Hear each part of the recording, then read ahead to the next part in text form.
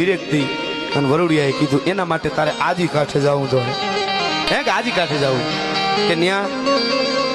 કાકા બાપાની હું 9 બેનું છે 9 દુર્ગાનો અવતાર ઉતરીશ એમાં પીઠળના પગે લાગી લે છે કે માં ઓળખું કેમ પીઠળ ને કાકા બાપા કે પાણી ભરીને દીકરીઓ જાતી હોય આજીમાંથી કેમાં પણ બધી દીકરીઓ હોય તો તઈ વરુડિયાએ દુઓ કીધો વર્ષો પહેલા ઓળખાણ દેવા પીઠળની ઓળખાણ દો કે હાથ કચોળો સર ઘડો ને એને ઉપર આંબાની ડાળ પણ આજીના કાંઠે ગંગ વહતી હે મારી પીઠળ પાણીની હાર પણ ગાજી આજી કાંઠે